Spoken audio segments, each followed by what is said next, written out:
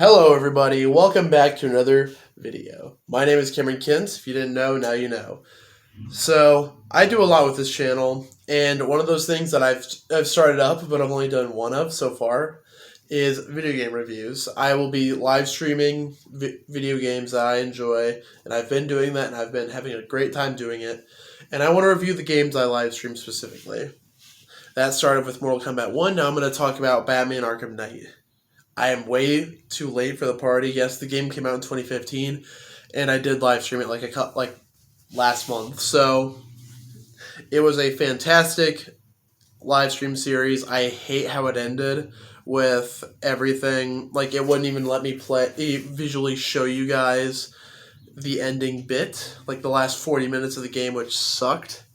But it is what it is. If you guys played the game, you know what it is. It's an amazing game, and I want to talk about it with you guys. So I'm going to tell you guys the things I love about the game and the things I dislike about the game. So one of my favorite parts of the game is the combat and just gameplay. Predator encounters are so clean and refined.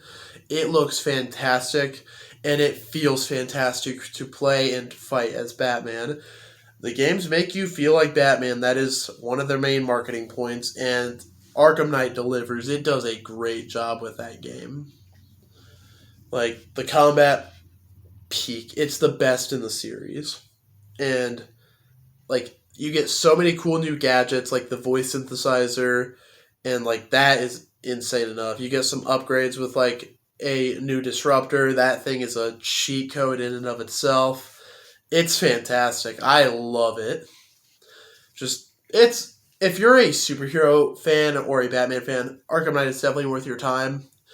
Definitely check that game out. So, I think the story is okay. I love the inclusion of a lot of characters in the story, side missions, all that. The things I dislike is a lot of it does feel repetitive or too dependent on the Batmobile.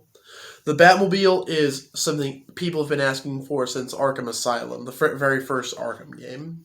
And they finally delivered, and it's a big part of the game.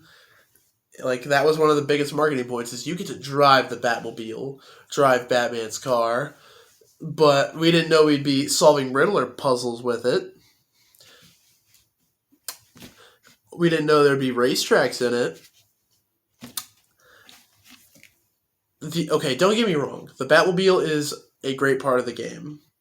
It is super fun to drive. How it reacts to the world around you is phenomenal. Like, if you can crash into stuff, like, it's awesome. It's fun. It feels great.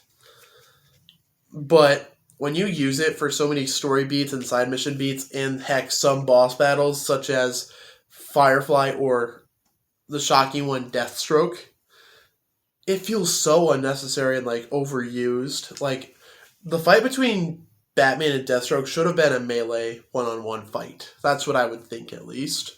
Like, if you've played Arkham Origins, that boss fight, peak. It's one of my favorite boss fights in the entire series. Like, it should have just been more than just a tank battle. I don't think the Batmobile should have been a tank, but it is what it is. I'm happy it was there. I'm grateful that we got a new part of Batman in the game, and it was very fun. So, the gameplay of the Batmobile, the Batmobiles is mixed up. The story, it can come off a bit lazy, but I'm able to, like, try to help justify it, like, the unmanned tanks. I think, like, I'm trying to justify it in my headcanon that, Scarecrow was using fear toxin and Batman was under the influence of fear toxin, so he could be a complete danger to the Arkham Knight's militia. That's my justification. You can say whether it's good or bad.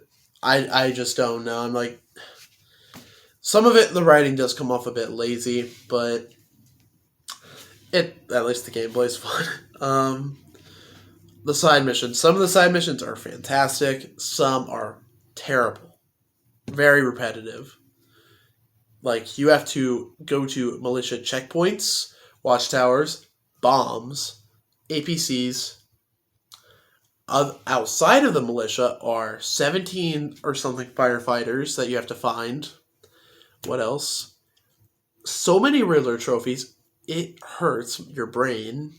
Um, and in the live stream, I played it on the New Game Plus, so I already collected all the Riddler trophies, so we didn't have to endure that pain, because I did need to 100% the game, and because I wanted to give you guys the Nightfall Protocol ending, which next brings to the next part, the ending. The ending's fantastic, and it's so open-ended and great. But if you guys watch or played the Suicide Squad game, now you know where it sort of leads. So, overall, this is kind of a shorter review. I think, sorry, I think it's a fantastic game and it's worth your time. If you want to play and feel like Batman, Arkham Knight's the game. It still holds up to this day. And we're in 2024 right now. And imagine a game 2025 still holding up to 2024. It's worth your time. The characters are great. The designs are fantastic.